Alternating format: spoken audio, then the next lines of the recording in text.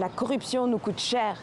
Je n'accepte pas que nos frères, nos maris, nos familles partent dans des pirogues juste parce qu'ils ont le sentiment que leur pays les étouffe. Je suis une femme. Je reste et je me bats. Dianké, ou le feuilleton radiophonique du parcours du combattant et initiatique d'une jeune femme de 26 ans qui décide de se présenter aux élections municipales contre son propre frère. De cette ville. Ils pensent que je suis trop jeune pour avoir mon mot à dire, trop femme pour être censée, trop de la rue pour occuper des fonctions dans un bureau. Être une Dianké, c'est une femme forte, qui est même prête à se sacrifier pour juste qu'il y ait une bonne symbiose et en même temps qu'il y ait de la justice. Moi, j'ai appris de Dianké. Donc je pense que c'est un très bon exemple. On peut apprendre beaucoup de choses venant d'elle par rapport à toutes ces différentes pressions qu'on vit. Pour faire résonner la voix de Dianké contre la corruption et le patriarcat, direction Saint-Louis. Bienvenue dans votre émission Ma Voix compte. Cette émission... L'ONG sénégalaise RAES, qui a produit le podcast, organise un débat dans une radio communautaire. L'association est partie d'un constat simple.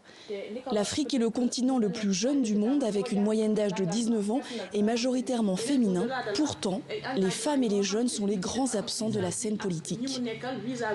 Avec le feuilleton Dianké, on met autour de la table des catégories de population qui sont en marge du débat public et on leur donne le micro, on leur donne la parole pour enfin occuper le centre du débat public. Vous savez, nous sommes les jeunes, nous sommes les femmes et avec notre voix, on peut aller plus loin, on peut changer les choses, mais à condition que nous ayons avec nous les moyens qu'il faut.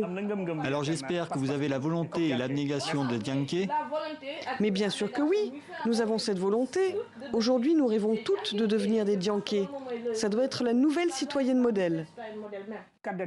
Une voix des sans-voix, qui a parfois du mal à être acceptée par certaines auditrices. Ce sont les femmes qui réagissent le plus en pensant que Dianké ne devrait pas remettre en cause l'équilibre de la société africaine. C'est-à-dire que ce que nous connaissons ici, c'est que la femme est toujours derrière l'homme. Les femmes se battent à l'image de Dianké pour pouvoir affirmer leur citoyenneté, pouvoir affirmer peut-être leur voix, mais c'est très difficile, il y a des barrières encore à lever.